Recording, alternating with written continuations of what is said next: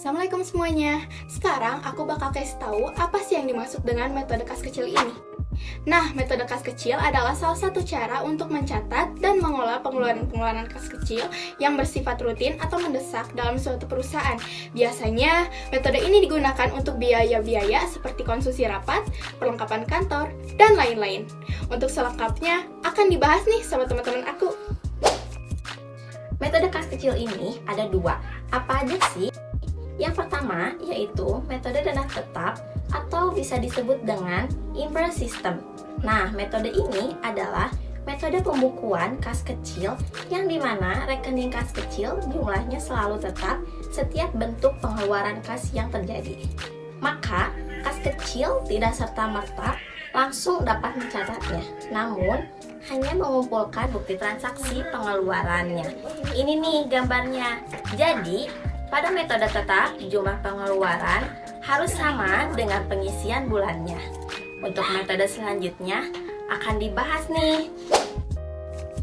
Nah, metode selanjutnya yaitu metode yang kedua, yaitu metode berubah-ubah atau yang bisa disebut dengan metode fluktuasi.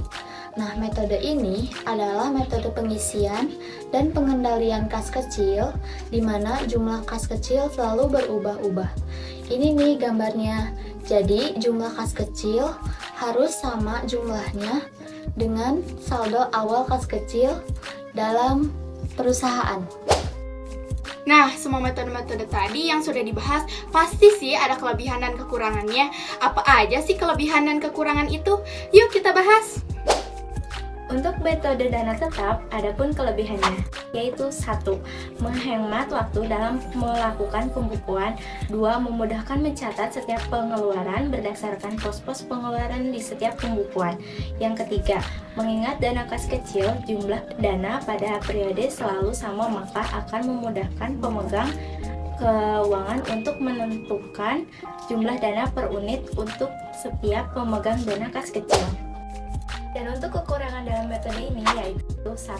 Pengecekan saldo kas di akhir bulan atau setiap akhir transaksi. 2. Petugas kas kecil tidak dapat sewaktu-waktu untuk mengambil atau mengisi kas. Dan yang ketiga, petugas kas tidak dapat sewaktu-waktu melakukan pengecekan dana kas kecil. Nah, selanjutnya nih, ada kelebihan metode berubah-ubah, yaitu yang pertama, saldo kas kecil dapat diketahui setiap saat. Yang kedua, apabila dana kas kecil tidak cukup administrasi atau petugas kas kecil dapat meminta atau mengambil dana kembali. Yang ketiga, dana awal pada setiap periode jumlahnya selalu sama. Yang keempat, dan mudah dilakukan pengecekan. Lalu ada kekurangan juga dalam sistem berubah-ubah, yaitu pertama, lebih sulit melakukan pengawasan dan pengendalian terhadap pengeluaran kas. Perusahaan mungkin tidak dapat melacak dengan mudah berapa banyak uang yang telah digunakan dan untuk apa saja. Yang kedua, tingkat resiko yang lebih tinggi dan pengelolaan kas. Perusahaan mungkin menghadapi masalah kekurangan ketika pengeluaran melebihi pemasukan atau jika terjadi hal-hal yang tidak terduga. Terima kasih semuanya yang sudah menonton. Semoga ilmu ini dapat bermanfaat ya untuk kita semua. Wassalamualaikum warahmatullahi wabarakatuh.